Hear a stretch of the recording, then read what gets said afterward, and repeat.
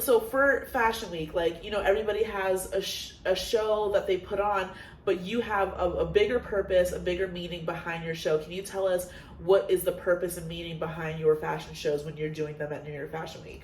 Yeah, so I put together a designer showcase called Break Free New York Fashion Week, and it's for fashion designers by fashion designers, where we're able to come together and raise awareness for mental health, co-occurring illnesses, and substance use disorders. So a co-occurring illness is when you have both a mental health issue as well as a substance use disorder. So both of those would be addressed in your diagnosis. It's also formally known as a dual diagnosis. And we have our models who are advocates walk the runway, as well as our designers who have a direct tie to the cause. That's amazing. So you did something where, like, you kind of donated some of the proceeds to, like, beds? Yeah, so we initially were partnered with 10,000 Beds for their scholarship program. As of December 16th of 2022, we got our 501c3 nonprofit status for the Break Free Foundation, where now we provide scholarships for individuals suffering from substance use disorders to attend both an inpatient and an outpatient program. We've also partnered with 2 different behavioral health acts, Root D and Mood Fit, which are offering 60 days of free services for their telehealth therapy. Amazing. You have resources for people who suffer from mental health and you said the other one, addiction. Okay. So how in your designs as a designer, how does that correlate with your designs?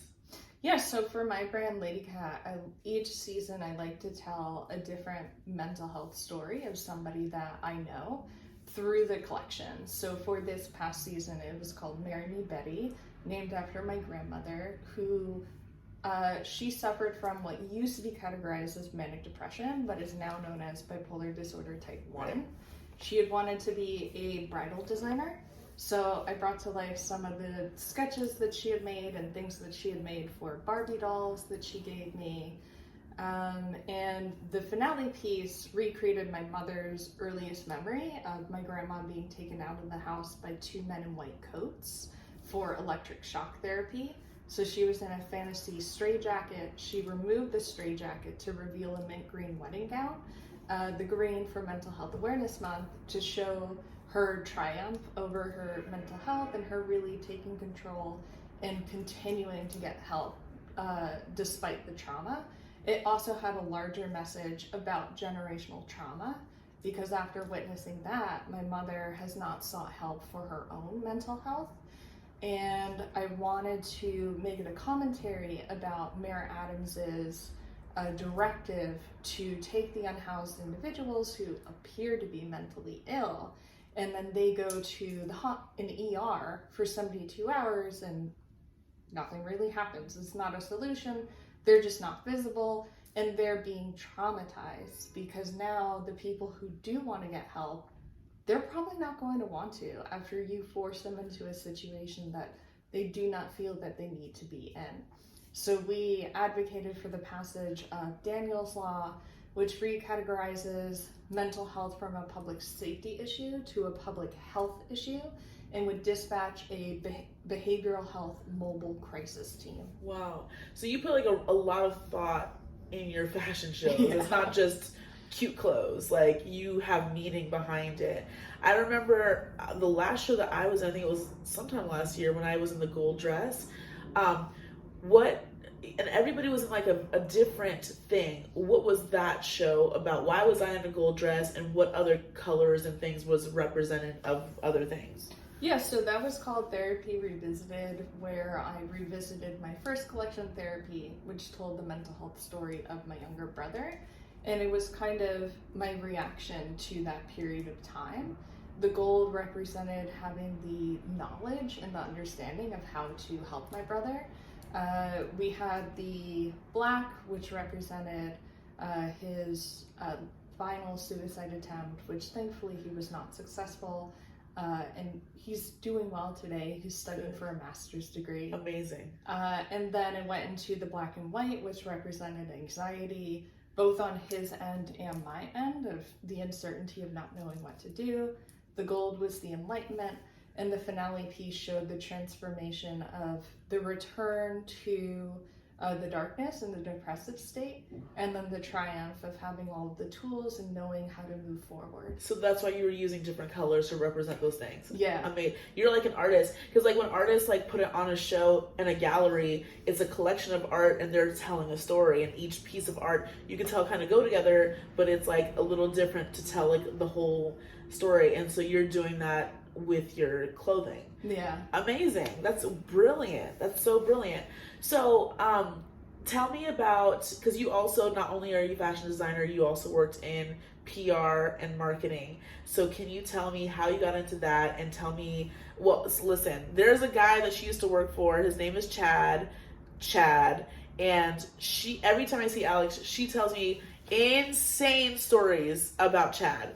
So tell us who Chad, what you can about where you worked as a PR person, who Chad is, and, the scenarios. Like, yeah, so I've had a really weird career path where I started out working in the film industry, and then that wasn't very sustainable. So then I started freelancing as a social media manager because I could work on a film and then immediately transition into post-production and promote their film as their social media manager, and also working on their PR team. I did that for about 4 years before I met Chad. I saw an ad up on Indeed.com for a social media assistant position, and I was like, oh, this sounds cool. But it took like 2 months to finally land the job, and I was like, well, I probably didn't get it.